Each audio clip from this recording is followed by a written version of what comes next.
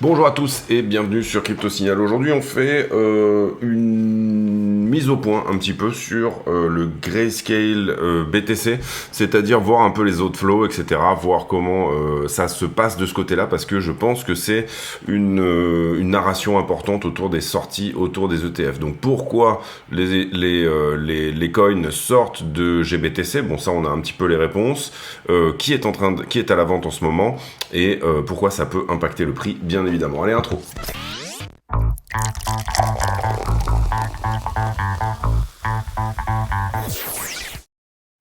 Alors, comme d'habitude, on va faire notre petite routine, bien évidemment, analyse technique fondamentale et sentiment sur BTC, Ethereum et le Total 3. Mais dans la news, on va un petit peu forcer sur ce sujet sur GBTC. Ici, la structure en 4 heures. Alors, d'une manière générale, on est toujours en structure baissière tant qu'on n'a pas cassé ici 68 600. Pour le moment, on fait un plus haut qui est plus bas que le précédent. Il n'y a pas de cassure de structure. Quelle pourrait être éventuellement la figure, la structure qui pourrait mettre en place tout ça? Ça serait bien évidemment déjà de faire ce type de figure de retournement sous forme par exemple d'une épaule tête-épaule inversée. Pour le moment, dans la plus petite structure, et on va aller zoomer, on a des choses qui se mettent en place dans le bon sens, mais on a aussi des choses qui se mettent en place pas nécessairement dans le bon sens. Je pense notamment à cette structure ici en 15 minutes. Déjà, bon, on a la cassure de cette trend, qui est plutôt une bonne nouvelle, avec son retest ici. D'accord. Néanmoins, dans cette structure ici en 15 minutes, c'est pas très joli. Vous voyez que la montée, elle est un petit peu larvée. Donc attention, on pourrait avoir un retest à nouveau, un retest supplémentaire ici. Par exemple, sur la zone des 64. Hier, on avait dit, je ne vois pas nécessairement de niveau intéressant là-dedans. Ici, d'ailleurs, on peut... Puisque moi j'aime bien rentrer sur un niveau plus une trend ou un retest ou quelque chose qui me dit ok. Là dans cette petite figure ici qui est un petit peu vendeuse, je dis juste attention parce qu'il se pourrait qu'on revienne sur la zone des 64 et potentiellement sur la target de ce flag, même 63,5. On va voir déjà si on vient chercher tous ces longueurs qui sont ici. On a vu hier qu'il y en avait un petit peu.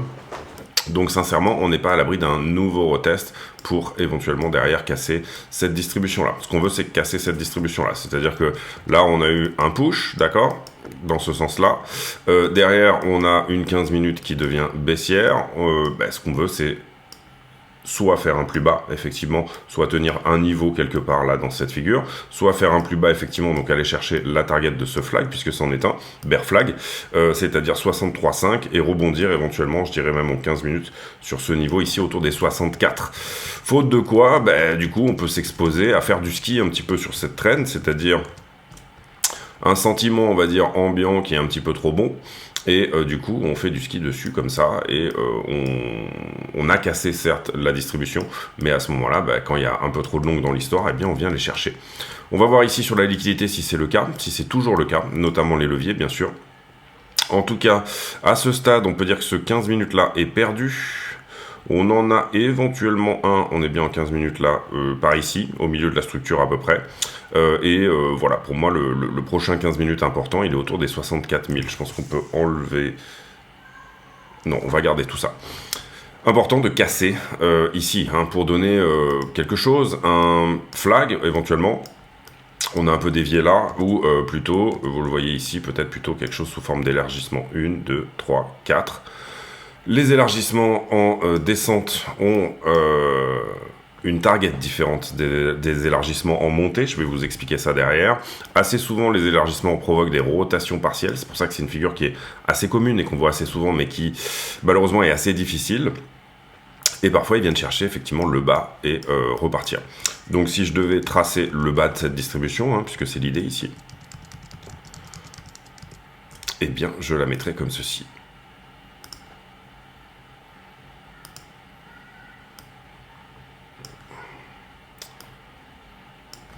Donc, est-ce qu'on va faire une rotation partielle ou pas? Est-ce qu'on se redirige à nouveau vers le bas total de la figure, c'est-à-dire des niveaux tels que 63, 190, etc., ce genre de niveau un petit peu plus bas? Pour moi, je pense que 64 commence à être un niveau intéressant pour rebondir. avec éventuellement une petite déviation autour des 63,5. En tout cas, au vu de ce que je vois dans la structure ici, c'est éventuellement ce que ça pourrait nous dire. Assez souvent, donc vous comprenez que ce qu'on regarde là, c'est l'élargissement qui est là. D'accord. Assez souvent dans ce type de figure, on pourrait même le présenter comme suit.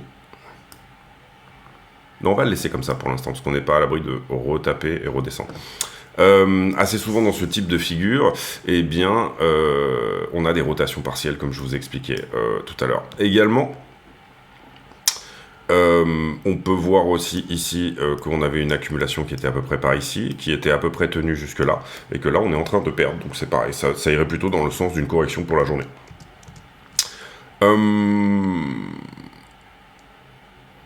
Oui, donc les targets d'un élargissement, bah du coup là on n'a pas vraiment l'amplitude totale de la figure, mais admettons qu'on fasse une rotation partielle, et bien à ce moment-là, en général, un élargissement en descente, on prend l'amplitude de la figure, alors pour l'instant elle est là, on ne sait pas si elle va terminer plus tard, admettons qu'on aille chercher la target de ce flag, par exemple 63,5, et bien ça sera au point de cassure qu'on viendra reporter ici, donc ça nous donnera une target autour de 72. Il faudra bien évidemment pour ça casser la distribution qui est ici. Ce qu'il faut bien comprendre ici, c'est que on a des choses qui se mettent en place quand même, des conditions, on va dire, de rebond, hein, notamment ça qui a l'air assez impulsif. Et ça qui a l'air plutôt correctif, d'accord, c'est-à-dire cette descente est larvée, cette montée est impulsive, d'accord, vous comprenez ici l'idée. Mais cela dit, bah, pour le moment, malheureusement, il va falloir sortir un peu du long sur cette montée-là, puisqu'on a vu hier qu'il y en avait, on a laissé un peu le temps, au travers notamment de cette correction, etc., on a laissé un peu le temps à du monde de rentrer là-dedans. On va voir si c'est suffisant quand on regardera bien sûr la liquidité. Ensuite, on ira faire en conclusion de vidéo les plus petites timeframes encore, pour voir si éventuellement on est sur des bonnes conditions, on va dire. En ce qui concerne Ether contre Bitcoin, bah, pour le moment c'est en train de s'apprécier. On a cassé la grosse distribution, on était vraiment dans un canal ici descendant, et on a cassé la distribution qui était celle-ci. Maintenant ce qu'on veut c'est une continuation de structure, c'est-à-dire continuer bien évidemment à casser ici. Pour le moment, si on avait une trend à montrer, à mettre en place, bah, il y en a une qui est perdue déjà, vous la voyez ici. Globalement également, on peut voir qu'il y a peut-être un point pivot, c'est-à-dire que si on perd la trend qui est celle-ci, la moins agressive des deux, bah, on a des bonnes chances de revenir à peu près à ce niveau-là, donc attention à ça aussi. Est-ce que ça sera un endroit de rebond? Peut-être potentiellement. En tout cas, il semblerait que ça ressemble plus ou moins à un niveau. Donc voilà l'idée. C'est normal, on ne monte pas en ligne droite ici. Donc c'est pour ça qu'on regarde bien évidemment les pertes de trend pour se dire quel est l'endroit où j'ai un point pivot entre ces trends, où on sera à plat globalement sur la structure pour éventuellement marquer un rebond. Relativement logique de ce côté-là. En tout cas, on voit un Ethereum qui, je trouve, a quand même surperformé Bitcoin, hein, notamment depuis bien évidemment le point bas ici au 0,050, on est à 0,052 ici. Est-ce qu'on est sur un retournement total de structure ou pas? C'est quelque chose qu'on va voir éventuellement eh bien, un petit peu plus tard. Quand on regarde Ether, et là on est déjà en 15 minutes, alors il a cassé également sa distribution. Ici pour moi pour le moment rien d'inquiétant hein, dans cette petite latéralisation ici, bah, d'abord parce que on accumule du short hein, sur cette zone là, on va voir si c'est le cas dans la liquidité, on va essayer d'aller voir le funding et de voir si vraiment il y a présence de short sur cette zone, et on peut voir à peu près une structure un peu similaire à BTC pour le moment. Donc Ether, je dirais que 3003 c'est le plancher, c'est un peu le moment où il faudra prendre une décision en se disant, puisque nous on a à peu près un trade, un long sur Ethereum qui a à peu près été ouvert par là, prendre une décision en se disant bon est-ce que ça vaut le coup de rester dans cette position ou pas. Cette position pour moi elle reste rentable de toute façon, puisque on avait un premier TP à 3004 à peu près par ici en fait, un peu même légèrement en dessous par ici, donc elle reste rentable. Peut-être, ben là déjà, d'ailleurs c'est déjà fait, j'ai déjà mis mon stop loss à break-even. Maintenant ce qu'on a derrière pour venir chercher plus haut, c'est un runner, un reliquat de position. Donc on va voir ici ce qui se met en place, en tout cas pour le moment, on va dire qu'au niveau de la structure à très court terme, c'est pas très joli, au niveau de la structure à moyen terme, c'est très joli, et au niveau de, du reste, on est haussier hein, sur le long terme bien sûr. Les alts contre Bitcoin, alors là pour le coup, la grosse structure, on en est sorti également, on a pété cette distribution. Vous voyez qu'on vient la retester ici, on revient la retester une deuxième fois. Là pour le moment, on fait un léger plus haut. Donc je pense que c'est pas trop mal parti également pour le Total 3, donc le reste des altcoins, tout ce qui n'est pas Ethereum, du stablecoin ou Bitcoin contre Bitcoin. Donc ici, je trouve que c'est pas trop mal, je trouve que c'est plutôt joli, en l'occurrence, pour faire une continuation. Pourquoi ça? Alors concrètement à Ether, on va voir ici. On a une structure qui est un petit peu plus parallèle ici, en tout cas je trouve, et on est peut-être au retest ici pour une continuation, ce qui nous emmènerait sur le haut, je pense, de la figure. Ce qui corrobore pas trop mal la target d'un élargissement ici. On va le voir ici, comme ceci. Si je considère l'élargissement dans sa totalité, vous voyez qu'on vient de faire ici, du coup l'idée elle est là. Donc là vous voyez 1, 2, 3, 4, 5, en l'occurrence, 1, 2, 3, 4, 5 rotations partielles, on se fait rejeter une première fois, et derrière, donc c'est un élargissement en 7. Ici, à la cassure, globalement, ça me donnerait une target autour des 730, c'est-à-dire une appréciation des stablecoins par rapport au niveau actuel contre Bitcoin, des stablecoins du Total 3, pardon, d'une vingtaine de %. On va voir si ça se met en place. Pour le moment, vous comprenez bien que tant qu'on n'a pas cassé ça, la structure reste baissière en 4 heures. D'accord, ici j'ai une structure qui est baissière. Ok. Donc là j'avais ça. Ce que je veux maintenant, c'est venir casser la structure. Pour le moment, on n'a pas de cassure de structure. On fait un plus haut qui reste plus bas que le précédent. Donc attention à ça. On va dire que sur du long, vous êtes contre nature par rapport à la 4 heures. Donc c'est pour ça qu'il faut dérisquer assez vite et il ne faut pas trop faire le malin. Ensuite, voilà, on a fait le tour. On va pas faire la stablecoin aujourd'hui. On va juste regarder la BTC dominance qui est un petit peu en galère en ce moment. Hein. Donc ça, c'est plutôt une bonne chose pour les alts. Ça va plutôt dans le sens ici. On va se mettre en 4 heures. Ceci. Ça va plutôt, vous le voyez, on est sur une correction sur la BTC dominance. D'accord. Ce qu'on veut, c'est perdre ce support-là et perdre cette trend-là. La moyen terme, pour le coup, elle est haussière, donc attention à ça, c'est pareil, si jamais BTC arrive à taper des 56-57 de dominance, ça ne laissera pas la place pour les alts pour surperformer énormément, d'accord?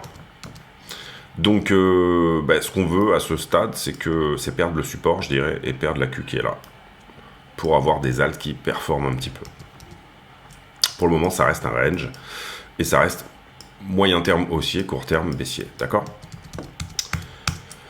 Ça compresse, on va voir également comment on sort de cette compression-là. A priori, on peut peut-être déjà se dire que ça va continuer à ranger, hein, tout simplement. Là, on a touché le haut. Est-ce qu'on n'irait pas se diriger vers le bas? Ok. On va voir si ça perd déjà ce qu'on avait ici. Les news, et j'en profite pour vous dire de ne pas hésiter à utiliser les liens d'affiliation de la chaîne qui sont en description de la vidéo. Tous les bénéfices de la chaîne seront versés à Mécénat Chirurgie Cardiaque, c'est-à-dire que on donne la totalité tout simplement de ce que gagne la chaîne à cet organisme qui fait venir des enfants venus de pays où ils ne pourraient pas être opérés pour les opérer en France, c'est-à-dire c'est des enfants qui ont des malformations cardiaques, on les fait venir en France, les hôpitaux, ça leur permet tout simplement d'avoir un bon taux de rotation pour tous les chirurgiens, etc. Toutes ces choses-là. Une opération coûte à peu près 12 000 €. L'année dernière, on a pu reverser 12 000 €. Donc du coup, on a eu un lien particulier avec l'association qui nous a permis tout simplement de amener Khalifa, que vous voyez ici en photo. Il a été opéré d'une tétralogie de Fallot et il a pu ensuite, une fois que tous les tests ont été faits, etc., et que tout allait bien, rentrer dans son pays avec le cœur réparé, donc une espérance de vie bien plus importante, bien sûr. La news. Alors, rumeur d'ETF sur Solana de la part de Grayscale.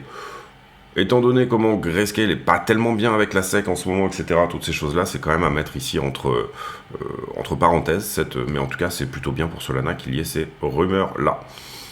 Google qui intègre les noms de domaine ENS dans son moteur de recherche, donc ça c'est plutôt boule aussi, hein, pour Ethereum notamment, puisque désormais vous pourrez taper une adresse et vous allez voir en fait combien il y a de TH et à qui appartient cette adresse-là.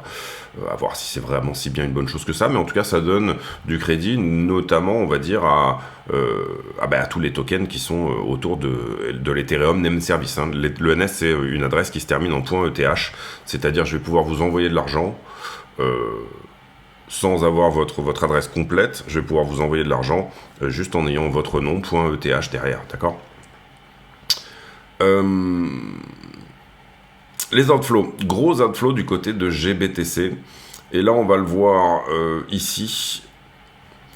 On a eu des gros outflows du côté de GBTC, effectivement. Ça fait 3 jours, 4 jours même, on va dire. Ici, vous le voyez, ça sortait à 139 millions du côté de GBTC. 18 mars, grosse sortie avec 642 millions. Derrière, 443 millions. Ensuite, 386 et hier, 358. Donc, on est sur une tendance qui se calme quand même, mais on est quand même sur des très gros outflows.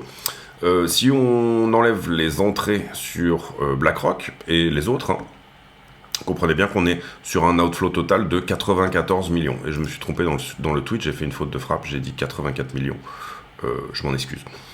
Donc ça veut dire que GBTC, il y a bien sûr des sorties. Il y a plusieurs raisons à ça, on l'a dit, les frais de Grayscale sont énormes.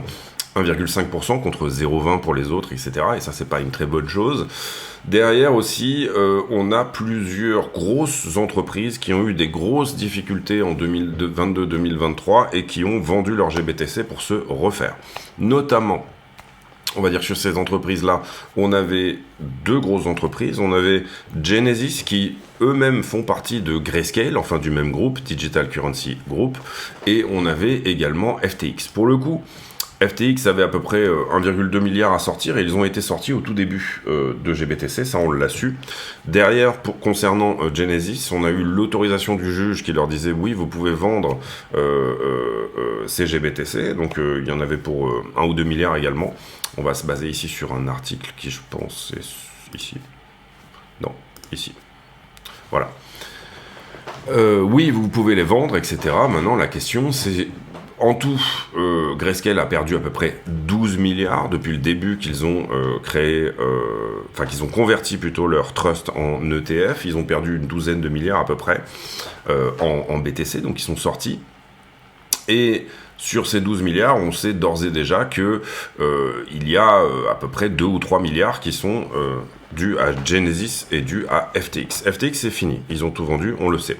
Maintenant, Genesis devait de l'argent à Gemini, à hauteur de 1 milliard de dollars. Pourquoi? Parce que Genesis, leur boulot, c'est d'être finalement l'investisseur institutionnel pour que vous puissiez faire du stacking sur des gros autres investisseurs institutionnels, notamment en l'occurrence Gemini. Gemini, c'est un exchange qui appartient aux frères Winklevoss, qui a délégué à Genesis leur stacking, toute la partie stacking, et à un moment donné, Genesis a dit, attendez, on est mal, vous ne pourrez plus sortir. Donc Gemini s'est retrouvé avec des clients qui eux-mêmes ne pouvaient plus sortir ce qu'ils avaient stacké en BTC chez nos amis de Genesis. Donc du coup, tout ça est allé devant le juge, etc.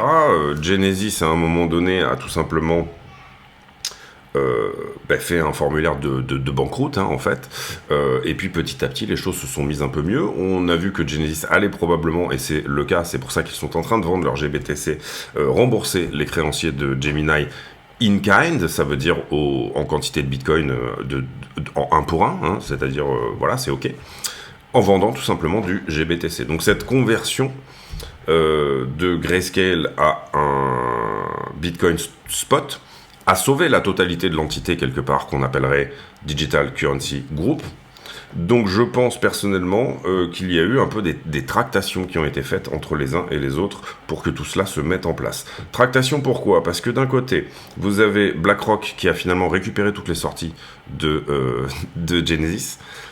Donc si vous regardez vraiment c'est en face, et finalement c'est les 8 autres qui vont nous donner la vraie demande en ce qui concerne tout simplement les BTC.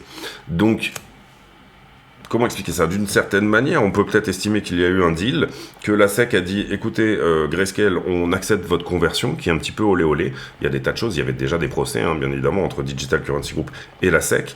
Donc, on fait un settlement, on se débrouille ensemble. Par contre, vous allez filer une certaine partie de vos BTC à BlackRock.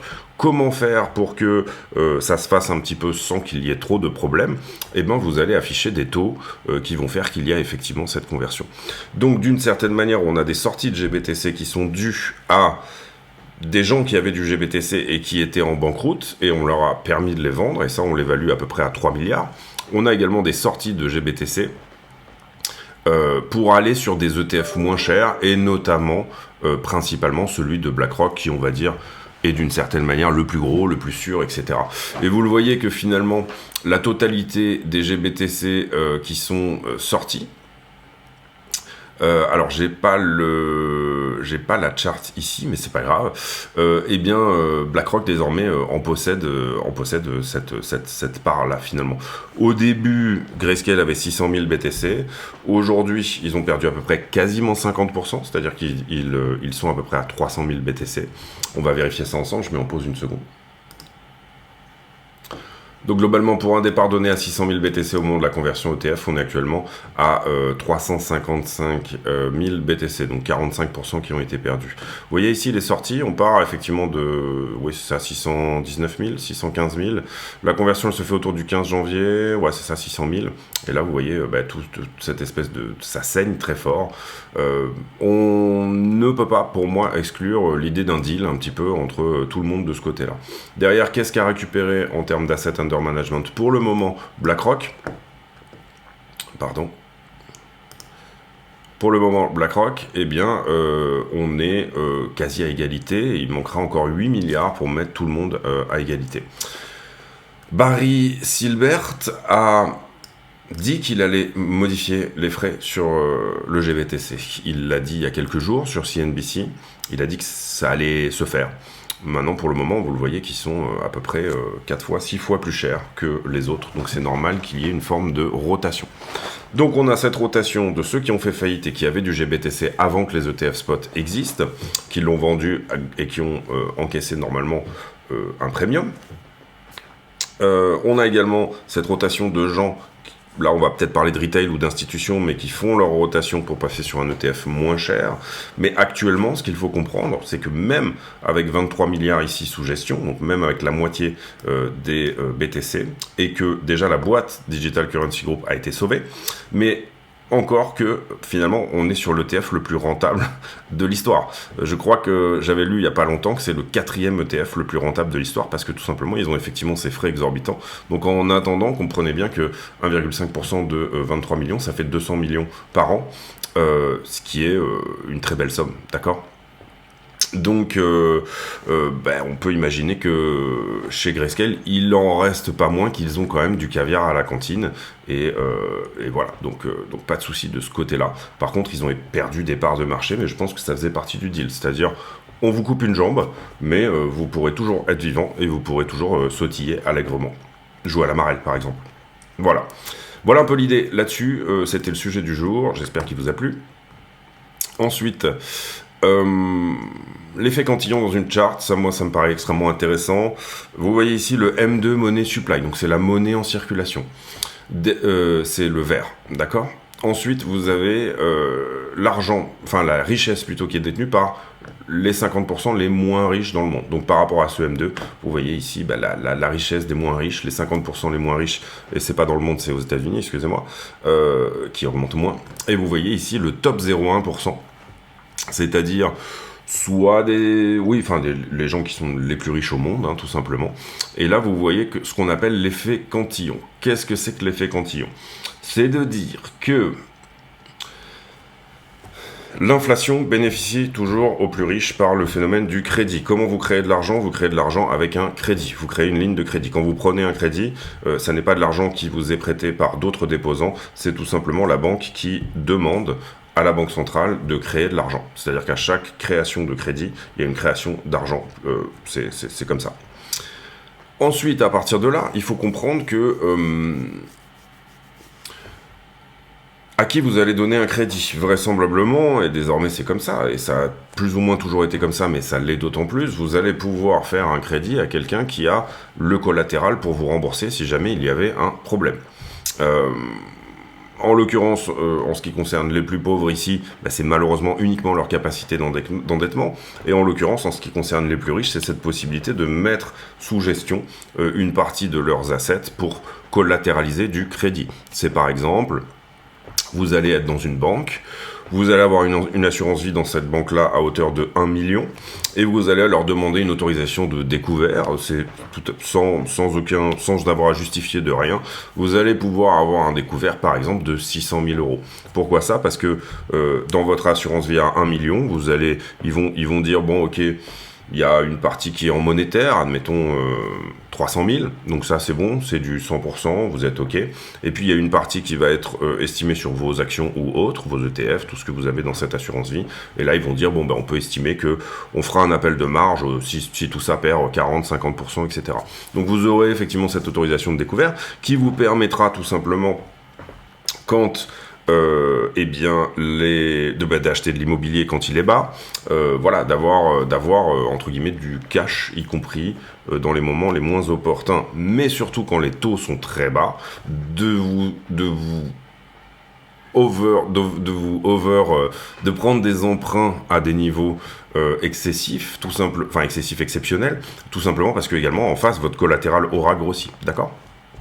Donc ça, il faut bien le comprendre, l'inflation bénéficie aux plus riches. Donc c'est l'effet cantillon, ça s'appelle comme ça, et c'est quelque chose qui est relativement connu dans les sphères économiques, bien entendu. En tout cas, là, on le voit très bien sur cette charte, il est extrêmement bien. On voit vraiment que la richesse des 0,1% suit tout à fait ce qui est imprimé. C'est-à-dire que actuellement, on a 40%, 50% des dollars en circulation qui ont été imprimés dans les 3 ou 4 dernières années, et vous avez un 0,1% qui a plus que doublé, bien évidemment, sa richesse. Alors, est-ce que c'est bien, est-ce que c'est pas bien? Moi, c'est pas mon propos, mais en tout cas, c'est l'effet cantillon tel que, là, on le voit très bien sur cette charte. Ici, pas grand-chose sur Wall Street Journal, pas grand-chose non plus sur cet autre média. Pareil, on va passer là-dessus aussi. Idem, on passe. Donc pas beaucoup de news aujourd'hui. Cette news-là, on l'a déjà traitée. Peter Schiff qui dit qu'il y a un problème avec avoir des ETF Bitcoin, et les investisseurs BTC qui lui répondent que la clé, c'est de posséder ses propres clés. Et pas uniquement, même si vous avez un node, vous avez même... On dit... Not your keys, not your Bitcoin, not your node, not your rules. C'est-à-dire, si vous avez en plus un node, vous pouvez faire passer des transactions selon vos propres règles. Et ça, c'est important également parce que le protocole peut changer, mais si vous décidez de rester avec votre node sur autre chose, à ce moment-là, ça sera vos propres règles. S'il y a des gros changements dans le protocole, vous pouvez refuser de les accepter avec votre node. Ici, Aston Martin, on passe. Ici, on va passer aussi, et calendrier économique, on en a déjà parlé hier. Donc on va aller maintenant sur les liquidations. Liquidation et sentiment, on a liquidé 166 millions sur la journée d'hier, on a liquidé plutôt du long, sauf sur Dodge, Baumé et quelques autres alts. Mais principalement Phantom qui pousse bien aussi aujourd'hui. Principalement, on va dire qu'on a quand même 76 millions de liquidations, c'est-à-dire à peu près la moitié sur Bitcoin et Ethereum. On est sur une journée normale, typiquement. Les ordres à l'achat, on n'en a pas beaucoup ici, avant 60K globalement. Ouais, c'est ça, 60 500. Ordre à la vente, on n'en a pas beaucoup non plus, avant 70 000. Donc globalement, ça peut pousser dans un sens comme dans l'autre. 160 bitcoins ici à 70 000, et on commence autour des 62 000 avec 100 bitcoins, etc. Globalement, on a une absence dans les 10 000 $ actuels, on va dire. On a une absence, donc ça présage peut-être avec un petit peu de volatilité. D'autre part, ici, on avait dit qu'il y avait un point de long à prendre, donc désormais il est nettoyé. On va regarder ce que nous dit le funding et ce que nous dit un petit peu la structure dans ce cadre-là. Pour moi, j'ai plutôt une structure qui monte plutôt un funding à plat, donc ça sous-entend qu'il y a du short effectivement sur la région. Ici, structure qui descend, funding qui descend, tout va bien. Ici, toujours tout va bien. Ici, on commence à avoir encore du short qu'on a squeezé de toute façon derrière. Et là, j'ai pas d'anomalie non plus au niveau du funding du tout. Donc, je rajoute pas de niveau. Pour moi, on est ici dans la normalité. Attention à ce niveau-là. Nous, on l'avait mis en trétillé, c'est-à-dire que pour nous, c'est un niveau qui est pas conséquent forcément à venir chercher. Maintenant, s'il n'y a pas grand monde en haut, voilà, attention à ça quand même. Derrière, tout le reste est à peu près normal, donc on va passer. Ensuite, quand on regarde les bulles de liquidité, en revanche, c'est un peu plus inquiétant. On voit une absence de short sur la petite structure. Sur les 5 derniers jours, on voit quand même une absence de short. Et ça, c'est les endroits où il faut dire attention, et on voit une grosse présence de long, notamment à partir du dip qu'on avait eu là. Donc bravo à ceux qui ont tapé 60,9, et attention aux autres, parce que effectivement, il est possible de faire le mouvement dont je vous parlais tout à l'heure, c'est-à-dire tout simplement ce petit flag que vous voyez là, aller chercher une 5e vague un peu plus bas. Également sur, encore une fois on fera la conclusion en fin de vidéo sur ce qu'on pense éventuellement être la direction. Également sur Ethereum, c'est un petit peu le même phénomène, belle poche de liquidité en dessous, pas grand chose au-dessus, on a longué le dip, et ça peut être effectivement un problème. Donc là où moi, dans mon analyse du funding, j'ai pas un niveau ici exceptionnel, iBlock nous dit attention, il est un peu plus gros que ce que tu crois mon copain. Sur la 7 jours, on voit plutôt bien ce niveau, je dirais, autour des 64, là. Et la poche de liquidité entière jusqu'à 63, et on voit qu'effectivement le bas est shorté, élongé, pardon, mais on voit quand même aussi qu'il y a quelque chose à venir chercher autour des 71. Ce qu'on peut éventuellement dire, c'est que sur la 7 jours, on est un petit peu au milieu de rien, peut-être en recherche d'aller prendre ici les 64, mais c'est pas vraiment une certitude, ça va dépendre, je pense, vraiment de la journée, quel est le sentiment sur la journée. On voit des sorties sur les ETF, mais qui se calment, et on voit que ces sorties sont principalement dues, je vous l'ai expliqué, à Grayscale, et peut-être potentiellement, entre guillemets, des épisodes de faillite, encore une fois, autour de Genesis, etc. Quand on regarde la 1 mois pour mettre en perspective, vous voyez qu'on est également au milieu, entre cette poche à 75 et cette poche à 60. Pour moi, cette poche à 60 n'est pas énorme, je crois que le funding, on doit être autour des 0,1, voilà, on est sur un funding quasi neutre. Maintenant, vous le voyez, on a quand même plutôt tendance à venir sortir du levier, enfin sortir de l'open interest, si on doit faire ça, si c'est vraiment ça l'idée, sortir de l'open interest quand on va vers le bas, c'est-à-dire on sort du contrat quand on va vers le bas, et c'est ce qui permet tout simplement d'avoir effectivement ce type de mouvement. Donc d'une certaine manière, on a des shorts qui prennent profit, oui, assez vite, on a aussi des longs qui prennent profit assez vite, et c'est tant mieux pour eux, et c'est plutôt une bonne chose. Voilà, pour le moment, on est quand même sur une zone neutre, donc le prix peut nous donner, en tout cas en fonction de la liquidité, un directionnel dans un sens comme dans l'autre. Quand on regarde la 7 jours sur ETH, on a cette petite poche autour des 3370, mais quand même un peu plus d'absence de long que ce qu'on pouvait avoir sur BTC. Par contre, quand on regarde la 1 mois, eh bien, on a une poche de liquidité sous 3000 et une poche de liquidité au-delà de 4002. Ici, une belle poche de liquidité, vous le voyez.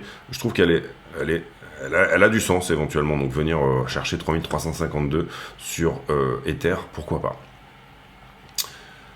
On va sur le prix et on fait la conclusion de cette vidéo. Alors, c'est une zone assez particulière, je trouve. Vous voyez là qu'on est en train... On est en train de squeezer un petit peu tout ce qui se passe dans la structure. En tout cas, on passe sous ce point-là. On ne casse pas la distribution qui est celle-ci. On va la mettre un petit peu mieux comme ceci. Voilà. Pour le moment, on est plutôt en train de marquer cette correction suite à la perte de cette accumulation-là, qui était assez larvée pour nous dire que c'est pas forcément une structure extrêmement bullish. Donc, prochain niveau, si on ne tient pas le 15 minutes actuel, qu'est-ce qu'on a de perdu là? 1 heure est perdue. Donc là, on vient d'ouvrir sous ce 15 minutes. Si on ne le tient pas, si on n'a pas ici de tout de suite qu'on ne se remet pas, eh bien, je serai en train de regarder cette zone-là, personnellement. D'accord? Éventuellement au retest ou éventuellement à la cible. La cible serait d'aller autour, aujourd'hui dans la journée, peut-être pour ce soir, par exemple, d'être autour des 63,6.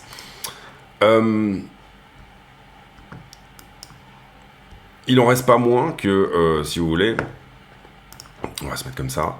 Il en reste pas moins que, pour moi, on va casser ça à un moment donné. Là, on a besoin de sortir un peu du longueur, etc. On voit qu'on a du longueur jusque-là. Hein. Pour moi, c'est globalement, la poche de liquidité, elle est à peu près là-dedans. Si jamais on devait la prendre dans son ensemble. Je ne pense pas qu'on irait jusque-là. Maintenant, c'est possible. 62 pour un double bottom, en fait. Hein. C'est-à-dire revenir, enfoncer, retester, en fait, finalement, la trade. Et là, rebondir. Attention, si on perd cette trade, personnellement, en tout cas, moi, je passe en direction préférentielle short, c'est-à-dire, je vais dans le sens d'une correction plus importante. Pour moi, c'est le moment où j'ai décidé, en amont, de switcher de biais, d'accord ? Et on parle ici, bien sûr, pour de l'intraday, mais... enfin, oui, pour du... Si, on parle pour de l'intraday, oui. On parle pour de l'intraday, ou on va dire du petit swing, voilà. Mais si on perd ici cette accumulation-là, celle qu'on est en train de faire là sur toute cette figure-là, à ce moment-là, j'aurais tendance à dire, et il faudra la perdre, bien sûr, en daily, c'est-à-dire vraiment faire une journée en dessous, j'aurais tendance à dire, on va potentiellement autour des 50 000 $. Maintenant, pour le moment, j'ai pas de signe de ça. Encore une fois, j'ai plutôt un signe de retournement de structure, mais qui n'a pas lieu. C'est-à-dire, pour retourner la structure, il faudrait péter ça.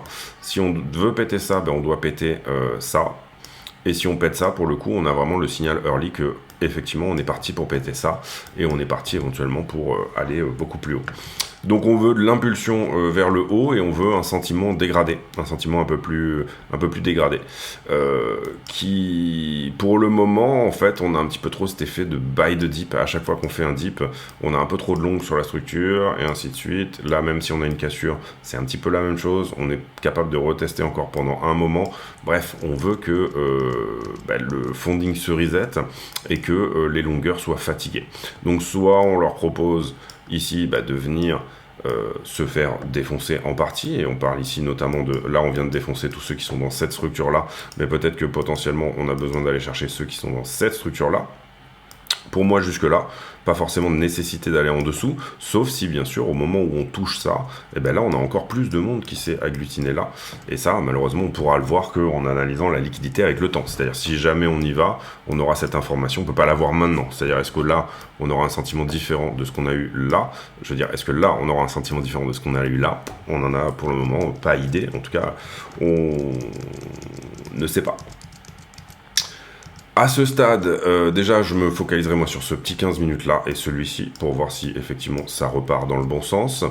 Et puis, bien évidemment, sur cette trend là. Donc les signaux, vous les avez là sous les yeux. Si on casse ça, c'est très bien. Si on rebondit là-dessus, donc second retest et qu'on vient casser ça, c'est très bien. En revanche, si on commence à enfoncer, réintégrer la distribution précédente, voilà, enfoncer un petit peu plus et peut-être même également perdre ça, là c'est très mal. D'accord ?